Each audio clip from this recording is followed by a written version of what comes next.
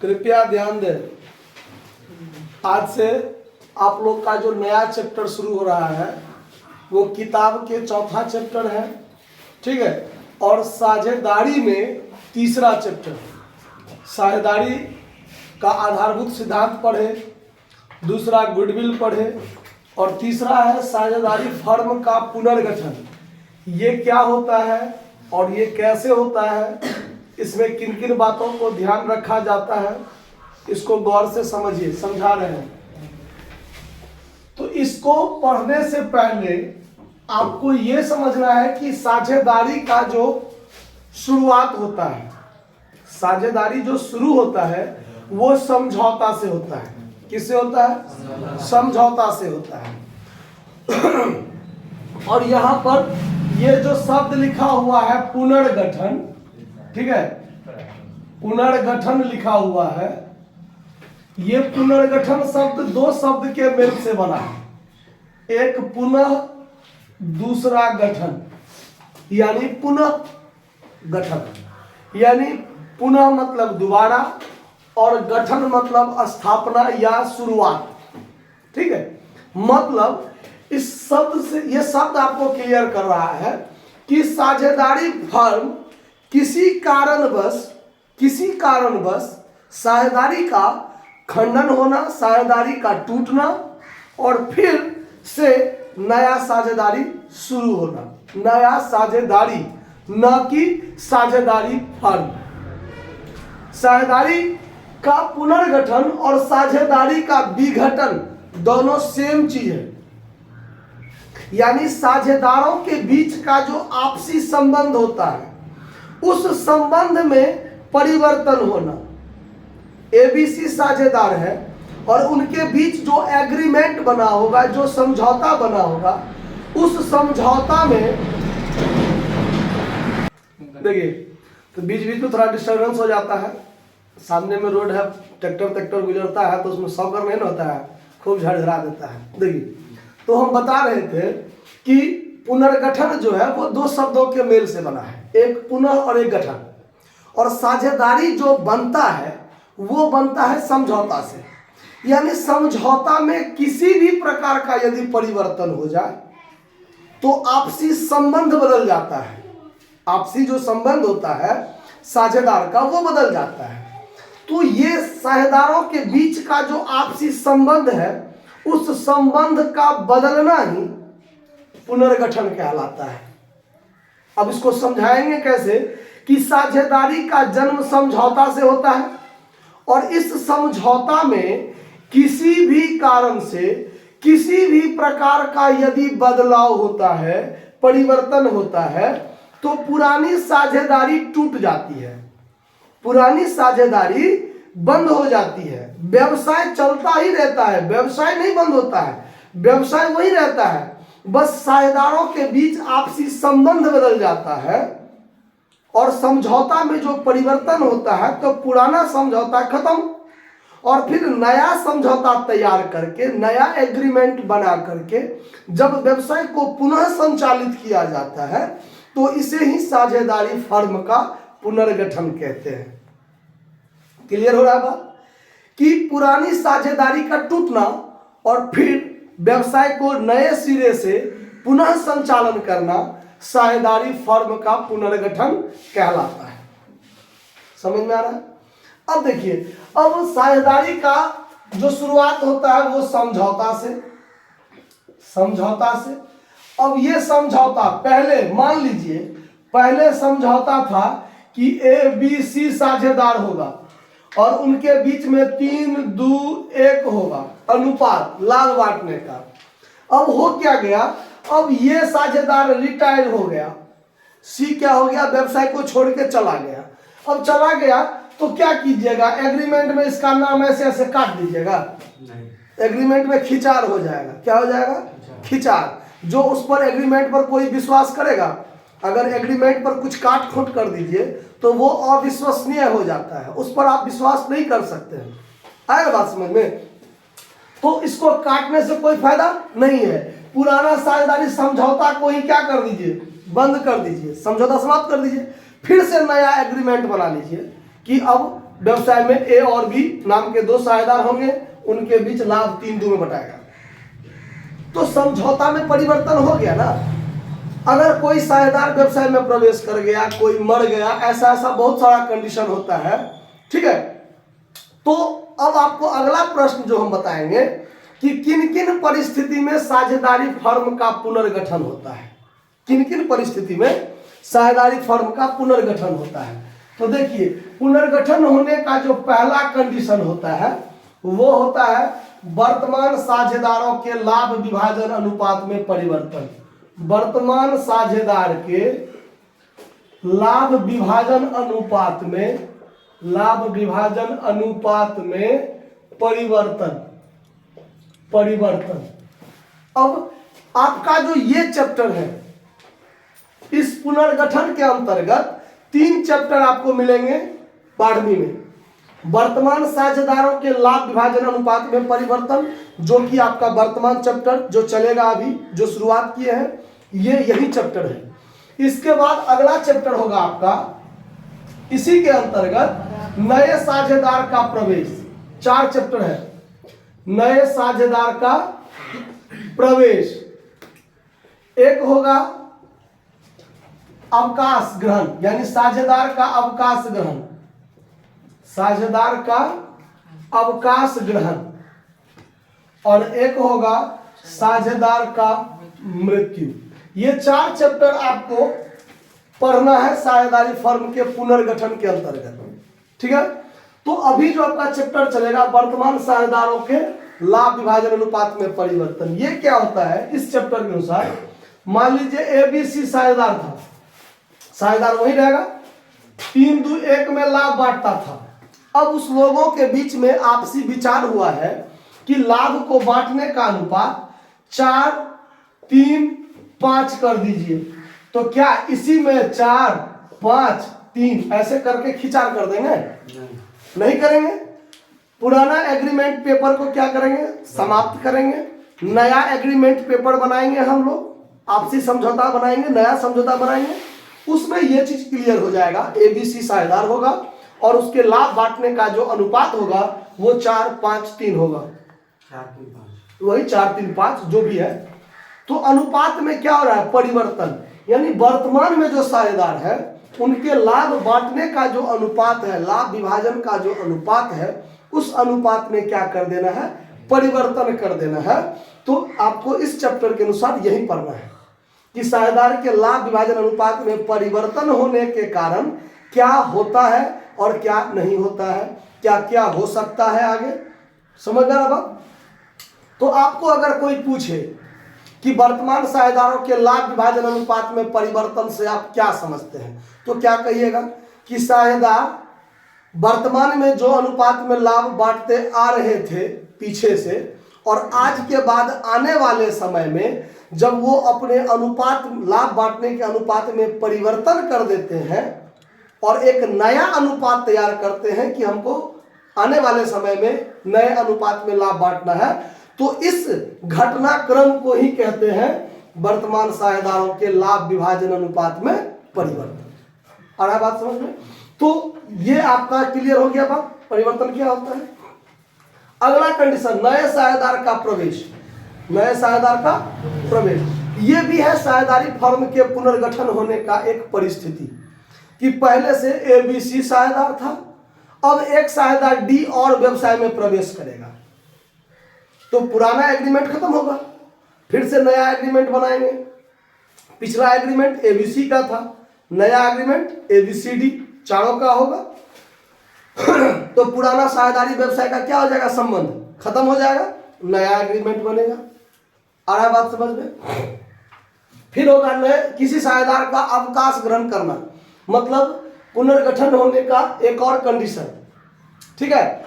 यानी ABC साझेदार था, कोई एक साझेदार रिटायर कर गया, व्यवसाय को छोड़ के चला गया, तो क्या उसका नाम काट के हटा देंगे? ऐसा तो नहीं।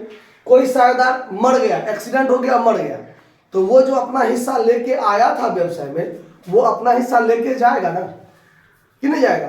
तो ये सब सारा कंडीशन। एक और कंडीशन है दो फर्मों का एकीकरण होना, दो फर्मों का एकीकरण होना। यानी ए बी नाम का एक व्यक्ति अलग व्यवसाय कर रहा था और सी डी नाम का दो व्यक्ति अलग अलग व्यवसाय कर रहा था। ये सब आपस में मिल करके एक अलग व्यवसाय बना लिया जिसका नाम ए बी सी डी चारों साझेदार मिल के एक साथ करेगा। तो दो अलग अलग फर्म था, वो एक हो गया, तो ये भी हुआ साझेदारी फर्म का पुनर्गठन। पुराना दोनों साझेदारी खत्म हो गया ना, अब नया एग्रीमेंट बन गया ना, तो ये होता है दो फर्मों का एकीकरण। समझ में आ रहा बात? तो पुनर्गठन का मतलब क्लियर हुआ कि पुनर्गठन क्या होता है, कि किसी को कष्ट है इस बात को समझने में? नहीं ना? चलिए, अब इस चैप्टर में आपको अगला क्या टॉपिक पढ़ना है उस पर ध्यान दीजिए। यानी जब साझेदारी फर्म का पुनर्गठन होगा, वर्तमान साझेदारों के लाभ विभाजन अनुपात में परिवर्तन होगा, तो उस समय में कौन कौन से चीज की गणना करने की आवश्यकता होगी, ऐसा प्रश्न पूछता है। तो सबसे पहला नया अनुपात की गणना करना। नया अनुपात यानी नया लाभ विभाजन अनुपात। नया लाभ विभाजन अनुपात, ठीक है। दूसरा, नया अनुपात आपको सवाल में दिया भी रह सकता है, आपको निकालना भी पड़ सकता है। आया बात समझ में? उसके बाद लाभ त्याग अनुपात, लाभ त्याग अनुपात, लाभ प्राप्ति अनुपात। त्याग अनुपात को सैक्रिफाइसिंग रेशियो कहते हैं, सैक्रिफाइसिंग रेशियो। इसको हम लोग गेनिंग रेशियो कहेंगे, ठीक है। इसको नया अनुपात यानी न्यू रेशियो कहेंगे। उसके बाद यहां पर देखिए, नया अनुपात सवाल में दिया भी रह सकता है। एबीसी पुराना अनुपात कुछ में बांटता रहेगा, फिर एबीसी बाद में नया अनुपात कुछ अलग कर लेगा और कहेगा कि उस साझेदारों के लाभ त्याग हुआ है कि लाभ प्राप्ति हुआ है, परिवर्तन होने के कारण त्याग या प्राप्ति हुआ है, उसकी गणना कीजिए, कह सकता है। तो ये त्याग अनुपात क्या होता है? त्याग के नाम से क्लियर है, त्याग मतलब अपना हिस्सा छोड़ देना। अपना हिस्सा क्या करना? त्याग देना। मतलब अनुपात में परिवर्तन होने के कारण, अनुपात में परिवर्तन होने के कारण किसी साझेदार के लाभ के हिस्से में कमी होती है। कमी भी हो सकता है, किसी के में मतलब ज्यादा भी हो सकता है। मतलब अगर मान लीजिए हम और आप लाभ बांट रहे हैं, अब पुराना अनुपात कुछ और था, अब नया में कुछ और पर विचार हुआ है, तो किसी के लाभ के हिस्से में वृद्धि भी हो सकता है और किसी के लाभ के हिस्से में कमी भी हो सकता है। तो जिस अनुपात में कमी होगा वो त्याग अनुपात कहलाएगा, और किसी में वृद्धि होगा तो वो क्या करेगा? प्राप्ति कहलाएगा। मान लीजिए पहले हमको 5 रुपया लाभ मिलता था, अब 4 रुपया मिलेगा, तो 1 रुपया हम में कमी हो गया ना, तो इसका मतलब कि मैंने त्याग किया है। किसी को पहले 5 मिलता था, अब 6 मिलेगा उसको, तो उसमें 1 रुपया क्या हो गया? बढ़ गया ना, तो यानी वो प्राप्त कर रहा है। समझ में आ रहा बात? तो हम लोग को इस चैप्टर में क्या करना है? बस यही चीज का दिमाग लगाना है, ठीक है।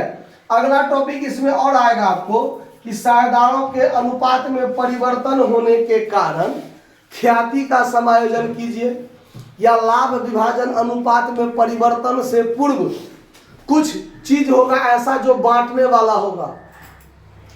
General reserve, profit and loss, reserve fund, ऐसा ऐसा कुछ आइटम रह सकता है। जब सवाल बताएंगे ना तो और ज्यादा क्लियर होते हुए चलेगा, ठीक है। मतलब पहले से मान लीजिए ए बी साझेदार है, मान के चलते हैं कि ए बी साझेदार है, इनका लाभ अनुपात 3:2 है, और उनके पास रिजर्व फंड में 5000 रुपया है रिजर्व में, और भविष्य में ए और बी लाभ को बराबर बराबर बांटना चाहते हैं। बराबर बराबर मतलब 1:1 में बांटना चाहते हैं, ठीक है। तो देखिए आपसी टेंशन कब होगा? ए बी का ये है पुराना रेशियो और ये है नया रेशियो। तो रिजर्व जो 5000 है, ये साझेदार लोग पहले से बचा के 5000 रखा होगा ना, तो ए और बी का हिस्सा कितना होना चाहिए? 3:2 में बांटेंगे तो ए को कितना मिलना चाहिए? 3000 और बी को कितना मिलना चाहिए? लेकिन अगर अभी हम बांट कर इसको समाप्त नहीं करेंगे, अभी इसको बांट कर समाप्त और ये बचा रह जाएगा, तो भविष्य में साल के बाद 6 महीना के बाद अगर कभी बांटेंगे तब तो मेरा नया अनुपात ये हो जाएगा। तो बाद में बांटेंगे तो 2500 बांटना पड़ेगा ना। तो एक क्या कहेगा, पहले से बचा के रखे तो हमको 3000 न दोगे, अब बाद में बांटोगे तो हमको 2500 मिलेगा, तो 500 तो हमको घाटा लग गया, कहेगा ना। बी तो कुछ नहीं कहेगा, हमको अभी 2000 मिलेगा, बाद में 2500 मिलेगा, तो ये क्या टेंशन लेगा, हमको तो फायदा है उसको। तो ये बात क्लियर करना है कि अगर अभी बांट लोगे तो 3000 2000 ले लेंगे हम लोग, ये भी बांट कर समाप्त हो जाएगा। अगर अभी नहीं बांटोगे तो भविष्य में हमको 500 कम मिलेगा, तो अभी हमको 500 दे दो, बाद में हमको 500 कम देना, क्या दिक्कत है कोई दिक्कत? तो ये सब पर आधारित सवाल आपको मिलेगा आगे कि लाभ विभाजन अनुपात में जब परिवर्तन होगा जिस तिथि को, उस तिथि से पहले अगर ये सब शेष हो, रिजर्व, पीएल, बांटने वाला, फायदा वाली बात या घाटा वाली बात, तो उसको या तो पुराने अनुपात में बांट कर समाप्त कर लीजिए, क्या ना।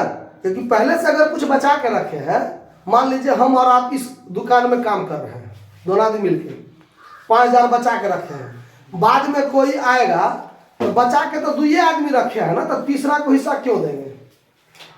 नहीं ना दीजिएगा। तो अब ये उसको 2 आदमी में बांट लेंगे ना। वैसे तो ये काम होगा एडमिशन ऑफ पार्टनर में, कहाँ होगा? लेकिन अभी जो काम है ये ए और बी 2 को साझेदार है, 5000 पहले से बचा के रखे हैं पुराना अनुपात में। किस अनुपात में? क्योंकि आज से पहले तो पुराना अनुपात था ना, नया अनुपात तो आज के बाद होगा ना।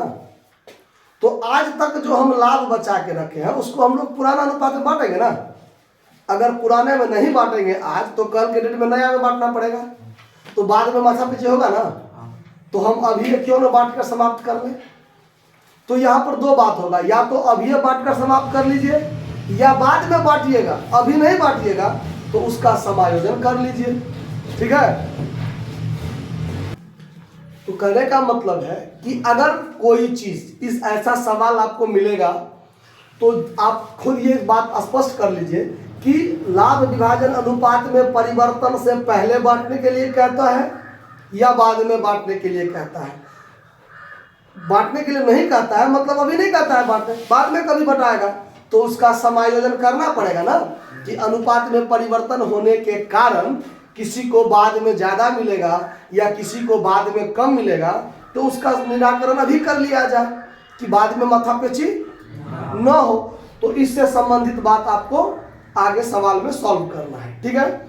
उसके बाद इसमें एक टॉपिक और मिलेगा, रिवैल्यूएशन अकाउंट। रिवैल्यूएशन अकाउंट, पुनर्मूल्यांकन खाता, ठीक है। तो ये पुनर्मूल्यांकन खाता क्या होता है? देखिए नाम से ही क्लियर है, पुनः मूल्यांकन। पुनः मूल्यांकन, पुनः मूल्यांकन मतलब पहले से उसका कुछ दाम है और अभी में उसका दाम क्या होना चाहिए। जैसे कि आपने बैलेंस शीट देखा ना, 11वीं में भी बैलेंस शीट देखा है, 12वीं में तो अभी तक बैलेंस शीट से पल्ला नहीं पड़ा है ना। तो बैलेंस शीट क्या होता है कि बैलेंस शीट जो है एक खास तिथि पर बनता है ना। अब 31 साल के अंत में 31 दिसंबर को मान लीजिए बैलेंस शीट बना और 6 महीना काम हुआ है, 6 महीना, तो क्या 6 महीना तक क्या बैलेंस शीट में जो संपत्ति का दाम है उतना ही रहता होगा? उसमें कमी वृद्धि होता है ना। क्योंकि जब ये एक दिन भी बीता तो एक दिन का डिप्रिसिएशन तो लगेगा। कुछ एक भी ट्रांजैक्शन यदि हुआ तो उस ट्रांजैक्शन के कारण कुछ तो फायदा घाटा होगा कि नहीं होगा। तो मान लीजिए 6 महीना पहले बैलेंस शीट बना था और आज के डेट में हम पुनर्गठन कर रहे हैं, अनुपात में परिवर्तन कर रहे हैं, तो हमारे बैलेंस शीट में जो संपत्ति या दायित्व है उसके मूल्य में तो कमी वृद्धि कुछ ना कुछ तो हुआ होगा कि नहीं हुआ होगा। तो उसके मूल्य में जो कुछ ना कुछ वृद्धि या कुछ ना कुछ कमी हुआ होगा, उसके कारण जो हमको फायदा घाटा होगा तो वो फायदा घाटा किसका? जो वर्तमान में साझेदार है उसी का ना। तो पुराना अनुपात जो था उसी में ना वो बटाएगा।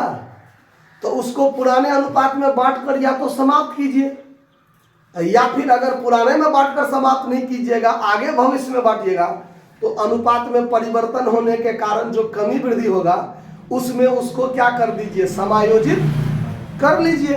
तो फिर दिक्कत नहीं होगा। जैसा कि अभी इसमें बताए थे ना कि पुराना में बांटेंगे तो 3000 होगा और नया में बांटेंगे बाद में कभी तो 2500 होगा। तो इसको जो 500 कम मिलेगा 6 महीना के बाद, अभी उसको 500 दे दीजिए ना, बाद में 500 कम दीजिएगा, उसको क्या दिक्कत है कोई दिक्कत? तो इस सब टाइप का समायोजन आपको सवाल में करना पड़ेगा। समझ में आ रहा बात? तो इससे संबंधित, रिवैल्यूएशन से संबंधित या ये सब बात अगर हम आपको अभी थ्योरी में समझावें तो क्लियर नहीं हो पाएगा, टाइम भी ज़्यादा लग जाएगा। जब इसका सवाल प्रैक्टिकल आएगा सामने में, तब जो इसको देखिएगा तब दिमाग में पूरा खुल जाएगा बात कि ओ ये काम ऐसे करना चाहिए था और ऐसे नहीं किए, बाद में ऐसे होगा तो उसका समायोजन कैसे करना है। आया बात समझ में? तो थ्योरी में लगभग इतना ही अभी रहने देते हैं। इसमें त्याग अनुपात, प्राप्ति अनुपात, ये दो चीज मायने रखता है खास।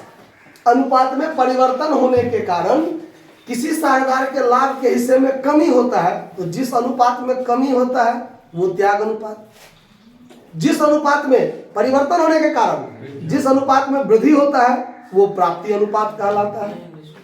आया बात समझ में? तो सूत्र याद रखिएगा कि सैक्रिफाइस रेशियो बराबर SR बराबर old ratio minus new ratio और गेनिंग रेशियो बराबर new ratio minus old ratio. अब देखिए त्याग अनुपात बोले हैं, क्या बोले हैं? त्याग अनुपात। तो त्याग का मतलब क्या होता है कि हमको पहले ज्यादा मिलता था बाद में कम मिलेगा, पहले ज्यादा मिलता था बाद में कम मिलेगा। अब जितना कम हुआ वही ना हम क्या किए, पहले 10 मिलता था अब 8 रुपया मिलेगा तो 2 रुपया कम हो गया ना, तो ये 2 रुपया मेरा त्याग है।